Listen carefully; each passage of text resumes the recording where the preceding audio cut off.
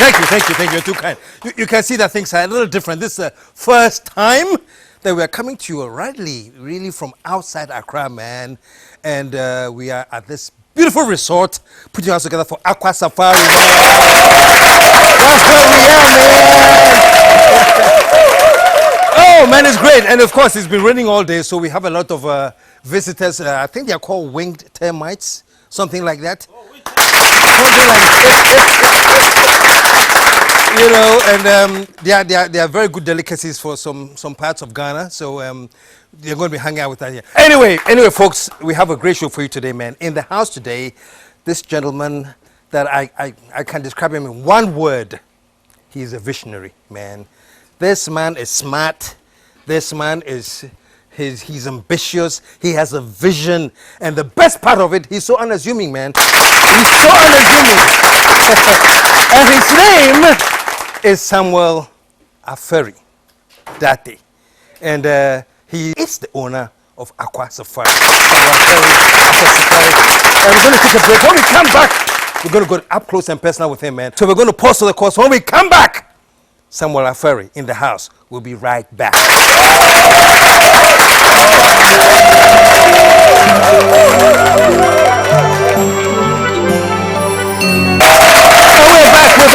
But folks, I'm telling you, this evening is so exciting. This is an interview I have longed to do.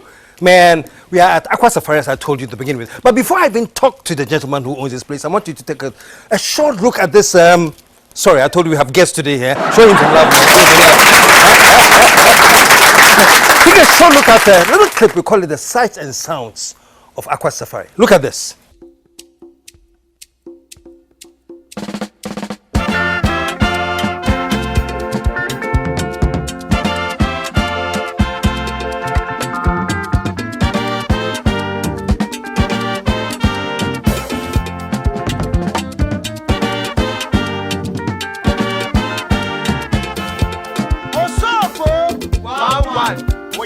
Box.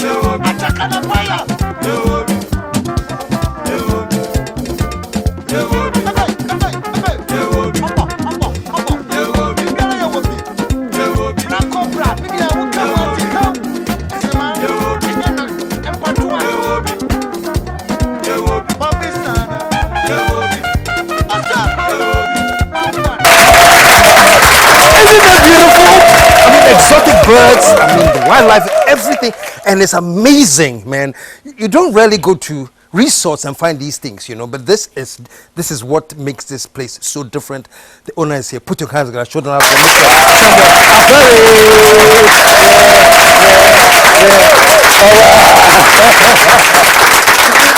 It's funny, I'm going to tell you, welcome to the show, man. But this is your joint, man. But I'm welcoming you to Safari. Thank you very much. You are a major shareholder. I'm a major shareholder. I'm a major shareholder in Aqua Safari Resort. Don't let my family hear that too. They'll be knocking on my door. But it's good to be here, man. Yes. Let me tell you something. The first time I heard of Aqua Safari, we were in this group having a chat, talking, and they said, Charlie, you know, which was it's owned by some white people. They actually said it was one white South African who had come to Ghana and teamed up with some Lebanese. You know, until I met a good friend of ours, a mutual friend, you know, Louis. Yes, Louis. Kwame Fosu. You know, and then it came up, and they said, "Oh, I know the owner." And I said, "He's from South Africa." I said, "No. It might be Ghana now." And then finally we got to meet. But well done. Thank you very much. And I know you were in forestry, commissioner for, you know. Yeah. And normally when people are working in government service like that, you know, they move from there and they find another comfortable government, you know, to another comfortable government. You're like kind of unusual, man, to move from there into, what is the drive, man? Yeah, you are right. Thank you very much, and it's a privilege to be on the show. You can welcome me 100 times in Aqua Safari Resort because actually I'm the major patron to this resort. People don't know that. I come here more than every other Ghanaian or any other person outside Ghana. So it's good to welcome me. And I've always said that people like you are the major shareholders of every enterprise in this country. It's funny, when you go to Malaysia, the public servant or the civil servant or even the ordinary Malaysian believes that every company that is open up or established in Malaysia, they own about 30% of it. And therefore, everyone offers his or her support for every company that is established in Malaysia. So I'm happy to be welcomed to Aqua Safari Resort by you because you are a member. I'm a shareholder. Okay. Yeah. So back to the question. Yeah, it's true. I was the chief executive of the Ghana Forestry Commission from 2009 to early last year. And I'm sure it's in view of that you probably will not be surprised to have found forestry being practiced in Aqua Safari. What is forestry? Forestry is basically the protection, the management, and the regulation of forest and wildlife resources of Ghana. And unfortunately, for the past years, concentration has focused on the management aspect, forgetting about the development aspect. And that's where some of us come in. If we're talking about management, I think we should also talk about development. When we talk about development, the question is that what is development? Fortunately for us, we're dealing with a renewable natural resource, that is forest. Whether the animals or the forest, you can't actually develop them because they are renewable. So you put a tree, the seed or the seedling in the soil, it will germinate and become a forest. You can also aid in making sure that you have a beautiful range of the various species that we have in Ghana or outside Ghana. So forestry is a very, very lovely profession. I'm so proud to be a member of the Ghana Institute of... Yeah, so it's interesting because you're linking this whole setup to forestry. Where our traditional understanding of forestry is, you know, you know, quiet. Yes. But your concept of forestry is bigger. It's the development. This is part of development of forestry. Is that what you're saying? Yes. So basically, I'll turn into what we call the natural resource management or development. I mean, forestry is an aspect of it, but we're talking about the whole natural resource that our own God has given us. And we are fortunate that this asset is renewable. So if it's renewable, why do we wait to continue depending on what God has given us? And here I'll give some examples of countries that saw the development aspect of forestry practice it, and now they are making billions of dollars out of it. For instance, Chile used to be a net importer of forest resources into their country up to somewhere 1975. Today, Chile is making about $3 billion averagely per annum. Wow. Brazil is making about $6 billion from forest resources. And this country, $6 billion, and this is about 7% of their total working population. Malaysia is making about $5 billion per annum, averagely, and this contributes or is aiding the job portfolio to the tune of about 9%. France, an European country, a temperate zone, is making about $14 billion per 250, $19 billion from the development aspect of forest resources. KSM, all these figures that I've mentioned, I'm sure you know, are far bigger than what Ghana is getting from its oil resources. And therefore, I think we should take renewable natural resources very, very important in the country, especially when they will not destroy any aspect of our environment. I think the political setup must begin to show the political world so that the knowledge that has been built over time, you know, those who have studied environmental engineering, forest engineering, so on and so forth, will be directly contributing to our economy. I realize also in your time as a forestry CEO that you had a strong agenda for planting trees and growing trees, and I'm trying to find the transition, the link between where you are now and making this transition into making forestry an integral aspect of tourism. Yeah, as I mentioned, you know, when you take the direct aspect of forestry, the benefits that the society sees has done extremely well for this country. You know, forestry used to contribute to about 11% of our total foreign exchange earnings, used to contribute to about 6% of our GDP, used to employ about 300,000 of our youth, and therefore it has contributed positively to our national economy from the early stages till recently, that because of oil and tourism it's been diluted to probably the fourth most important economic aspect of Ghana. But as I mentioned, we in Ghana will still focus on the God-given asset, that is the forest resources, the wildlife that we consume as bushmeat, and honestly that is also contributing to the value of bushmeat consumed annually. You'll be surprised, to the tune of about $240 million per annum.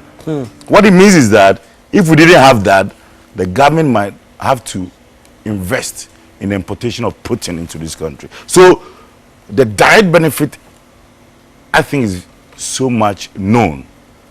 And when you even talk about the environmental benefit of forestry, what is it? We have forest, it cleans the environment from all these pollutions and all that. A country that has problem with, let's say, bronchitis and all that, it's as a result of the unclean air. So if you have the forest that is doing the carbon sequestration, you know, absorbing all the carbon in the atmosphere, then you have a clean population. Medicine, still about 60 to 70% of our population is rural. Make no mistake about it, about 90% of these population is getting their medicinal needs from the forest.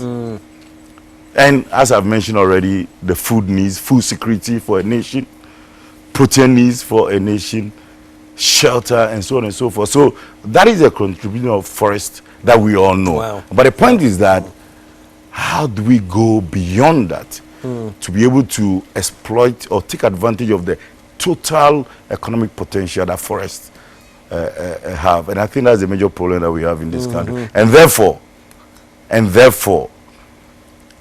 coming from that background, I come here in Ada in 1998, and I see this beautiful river, I see this beautiful forest. Actually, it's a forest that we don't find anywhere around the world. It's a special forest. It's called mangrove forest. People travel all over the world to Brazil to experience The mangrove?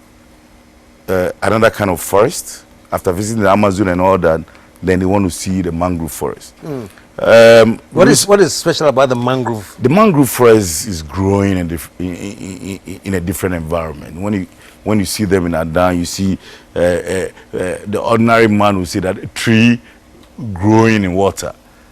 But they've developed a rooting system that allows them to grow in water. And the beauty of it is seeing them.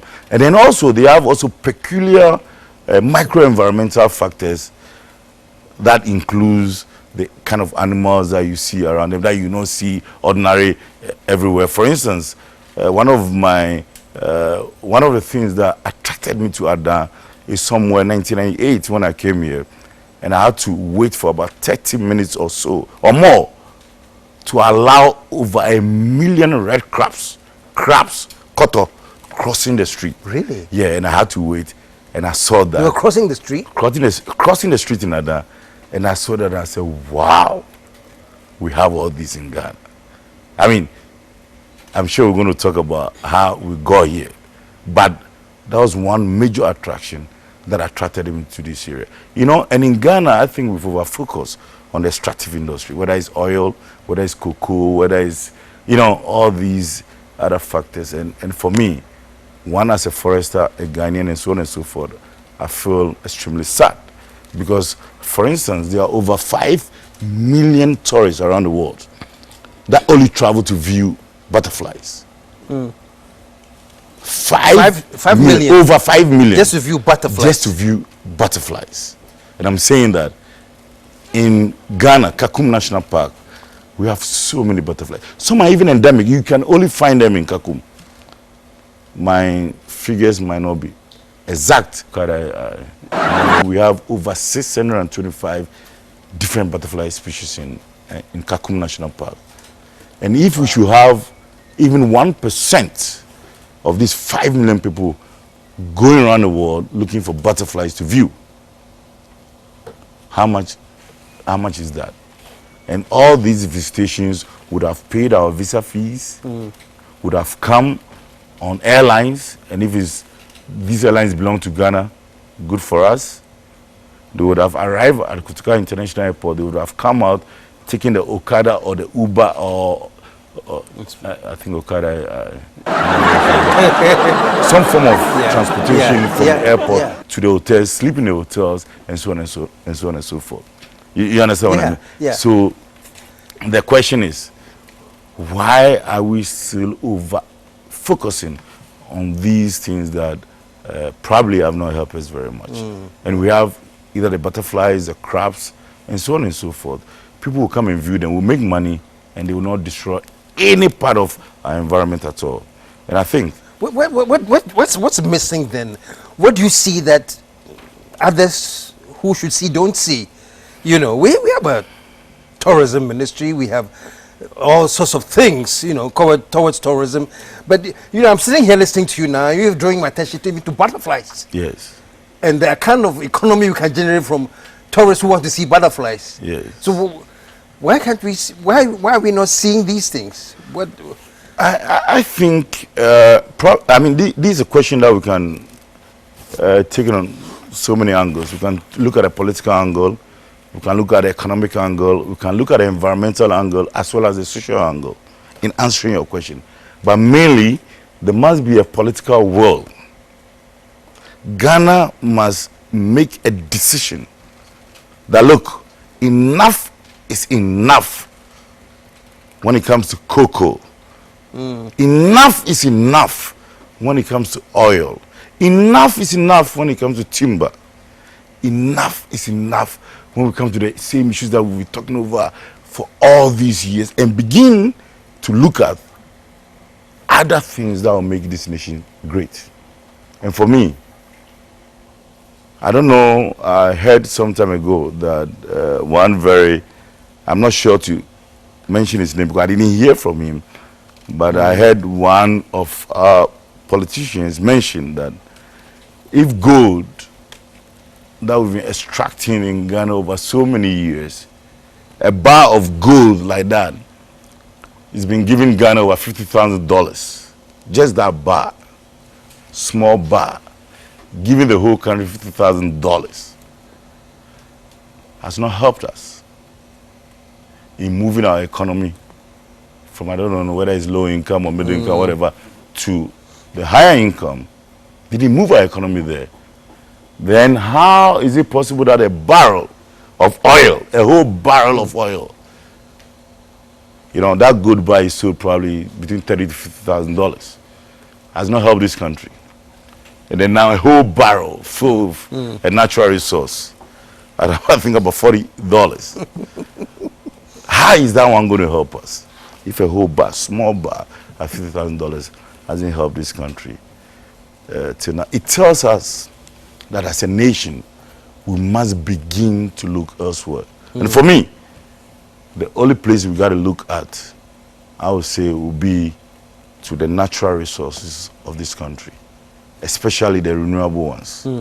How can we harness this to make the billions that other nations are making now?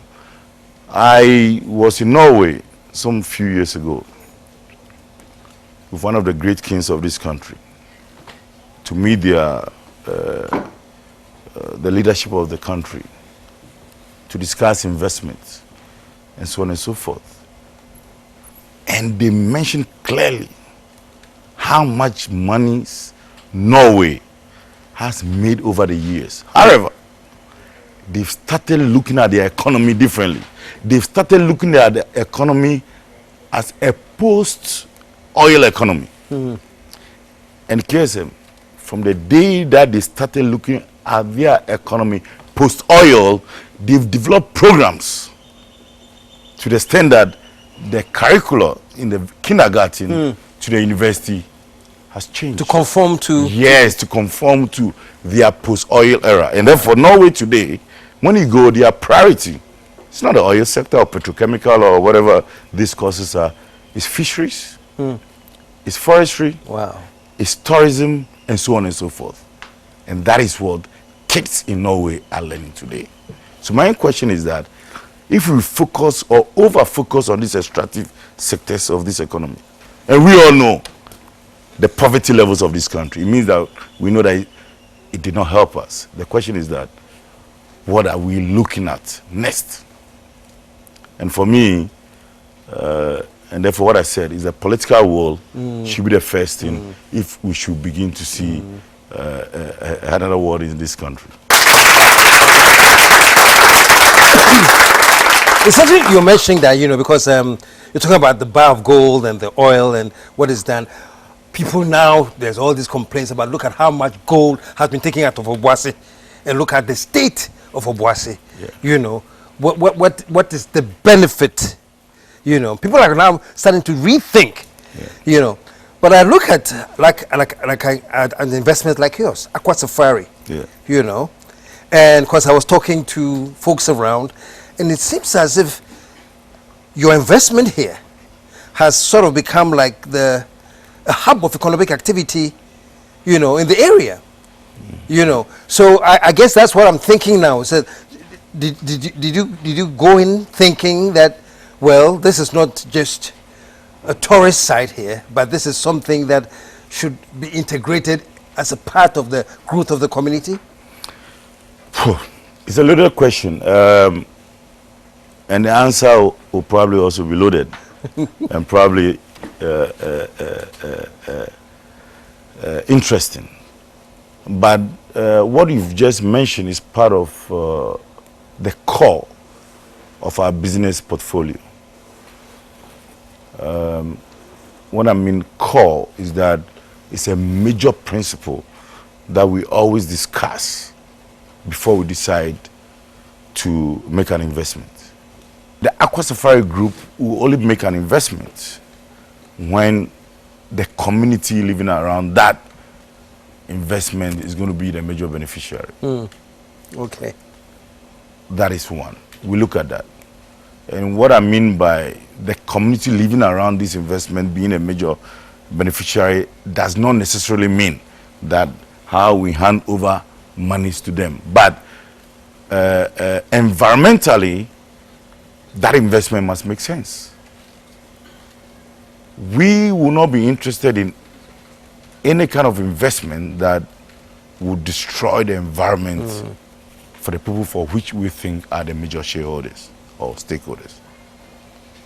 2, that investment that we make should make economic sense for the people closer to that investment, the country, and so on and so forth. And when I say people closer to that investment, that includes workers, staff, we include those who patronize the investment, and then government must also be a beneficiary of that, because it's getting more interesting, but I have to take a quick break, so please hold the thought. No pausing for the course. When we come back, we'll take it from there. Stick around, folks. We'll be right back.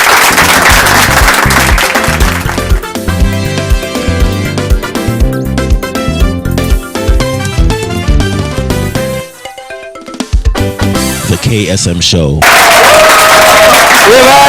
back, and I told you that today we're hanging out at Aqua Safari, and I was talking to Mr. Afari, and he was explaining how important it is for him and his investment group to move into an area and make sure that there's some direct benefit to the people, not in terms of handing out cash to them, but the benefit coming, being an integral part of the investment, and we're going to continue from there. But before then, I beg you, it just struck me, man, this is Aqua Safari, and you are Sammuel Afari.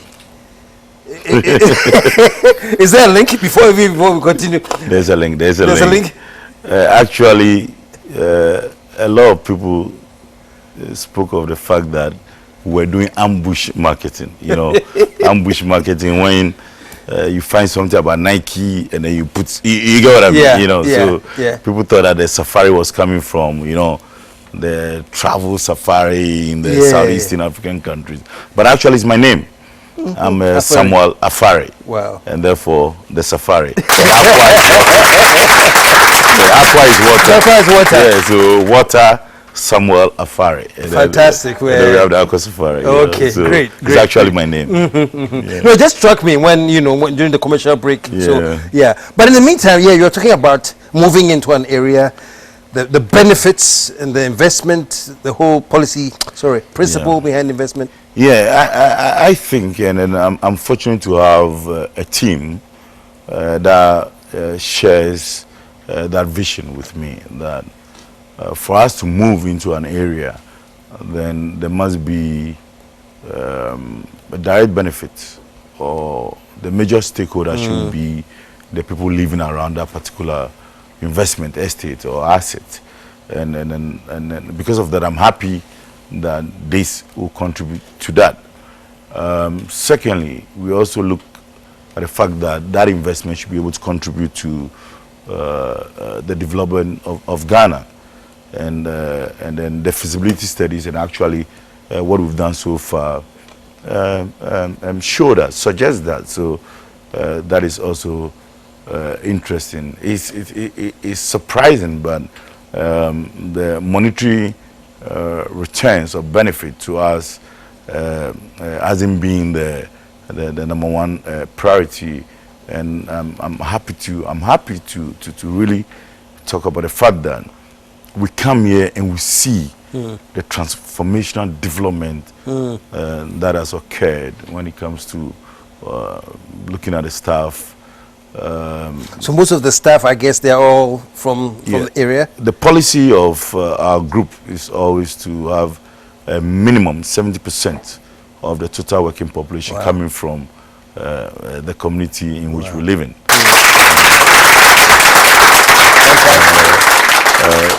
For us, it's very, very, very important. And but again, we have to appreciate the fact that it will also come with some cost, you know, and we've been battling with that a lot.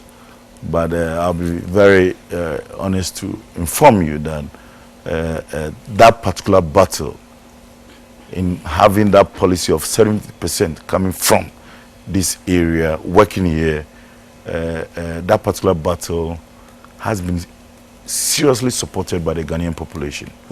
Because when you make that policy decision, you have to be aware of the consequences that will confront you. Now you probably need about 100, 200, or 300 workers in a particular area, and then you come to establish your resort in Ada, where probably the heritage or the background of the Adam people is not in line with that particular investment. So what it will call for will be investment in building the human resource capability or capacity. So you have to realize that, and as much as we appreciate seeing these 70% livelihood getting better, and therefore when I come here, I'm so glad to see some of our staff whom, when we started here, for instance, were engaged in jobs like selling donuts or selling sachet mineral water, and today I see them, and then they've worked here. After two and a half years, they've gone for higher academic this in Accra, and they've come back to assume higher responsibilities, and they are happy. Others I've also seen that as a result of the investment that we did here, have managed to, apart from upgrade themselves, but I've managed to become also entrepreneur, which is something that I'm so passionate about. I even teach in the universities, entrepreneurial courses and all that, and therefore I feel so glad that I see them, and today they have some shop, or some even having online businesses. And therefore, if you come here and you see Aqua Safari, for instance, we are not interested in going directly into, for instance, transport, renting, and so on and so forth, because other people have taken over that business, whether it's Okada, whether it's transport business locally, bringing tourists from another place to this place, or even arranging shuttle buses to pick them up from Accra to Ada and back. And that makes us very, very happy, and it's fulfilling. Under the circumstance that it's a very challenging industry, an industry that we are in our 5th year, and we haven't made any money at all, not even the Red Ghana City have we made. But seeing the contribution into the economic, environmental, and social lives of the people in Ada make us happy.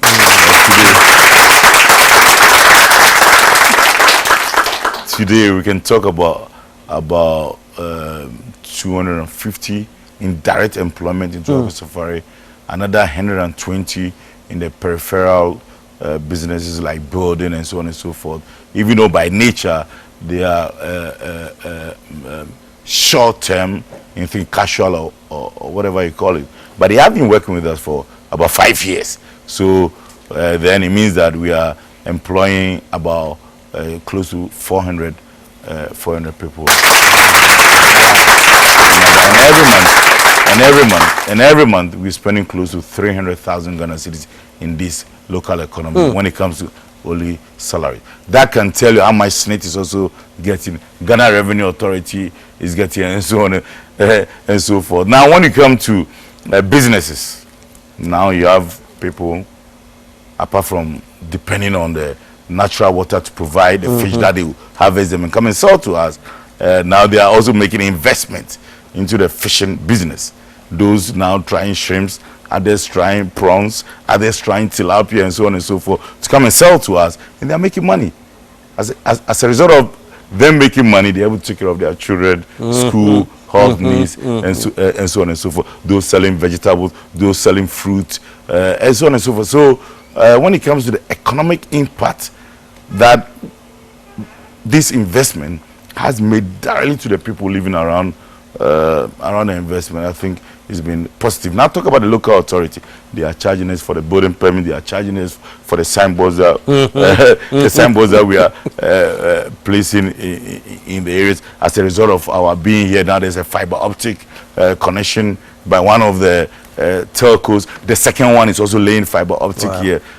I schooled in Germany, and between the east and the west, I remember when there was the reunification, there was fiber optic coming to the east. The excitement that it generated, even in Germany, was so great. And today, as a result of our being here, fiber optic internet facility or infrastructure has come here from one of the telcos. The second one is laying down here.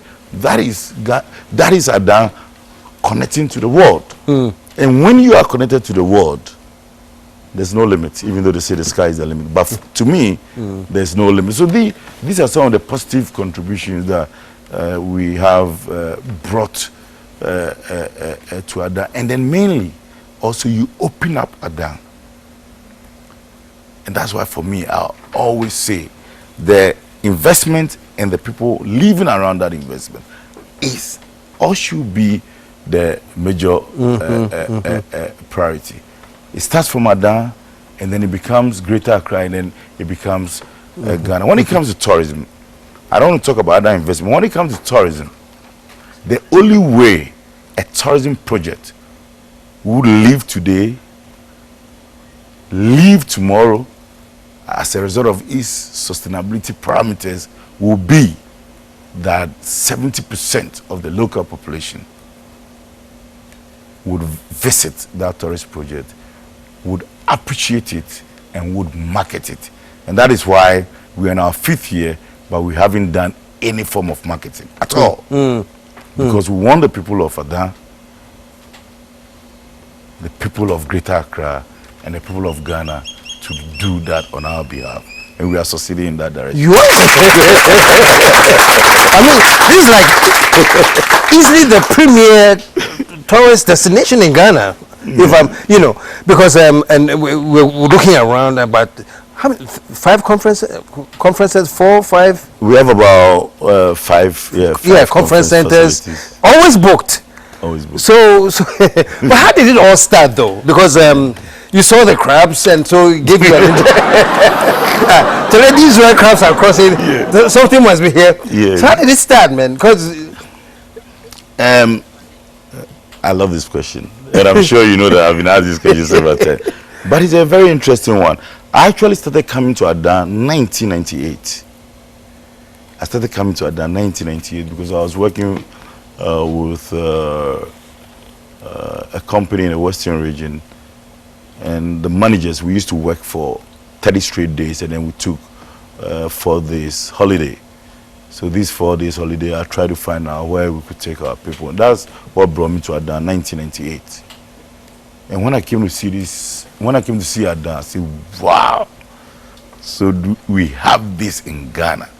What excited you so much about Adan? First of all, it was the water. It was the environment. Okay. It was the environment. I'm a nature person. I love everywhere or everything that brings me closer to nature. And it was so beautiful. You had a sea, you had a river, and you had the river and the sea joining.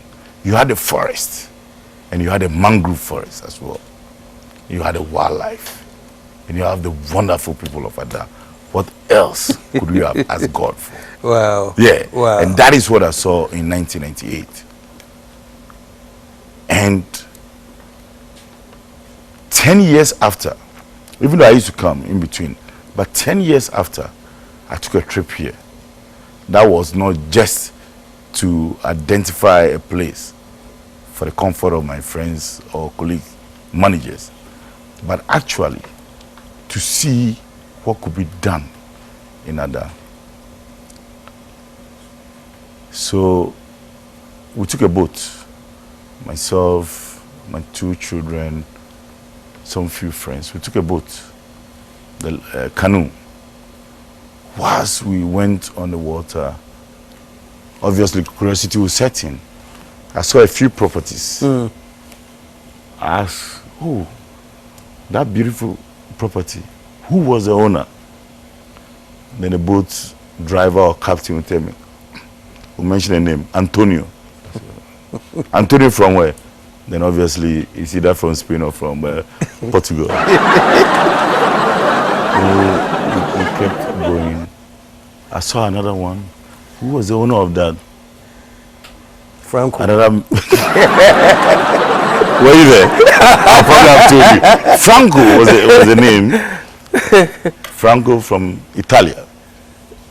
I went, another one belonging to our own brothers, Lebanese. Another one belonging to that. Honestly, I felt so sad. I felt sad that such a wonderful environment, the economic potential, the serene atmosphere, the wonderful people, and there wasn't any Ghanaian name mentioned. And I told my colleagues in the boat or in a canoe that I will change this. Wow. That's 2008. Wow. Today, I understand that it was the conviction from which I said I would have to change that. But honestly, if you ask me today, I can't tell you any other thing, any other reason for which I said I would change that. But I thought that that must be changed. Because we have traveled around the world. We've been to so many countries. And I know, and I stand for correction, that in every country, when you go, and there is some economic potential, environmental potential, societal potential, when you ask the ownership of the place, I'm sure you will not get less than 80% being owned by the local people. And I did not understand, or my team, we did not understand why we rather had 80% of foreign names and probably 20% of Ghanaian names. And so it bothered you? We needed to change that. And I hope that we're on the right course, because that must change, especially in the tourism sector. If you want to make it, you must get 70 to 80% of your people to appreciate the tourism sites that you have and get them there. However, I understand the challenges. For instance, we still lack what I would say experiential tourism. And for me, I think it's still part of the reason why you don't find local Ghanaians going to tourism sites. Boss, this is getting too exciting.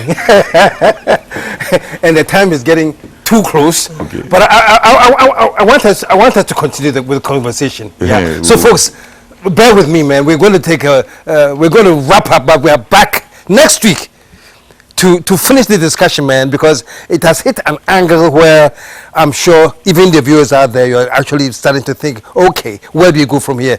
So we'll find out next week. So stick around. But next week when we come back, Safari of Aqua Safari will be in the house. Stick around. We'll be right back.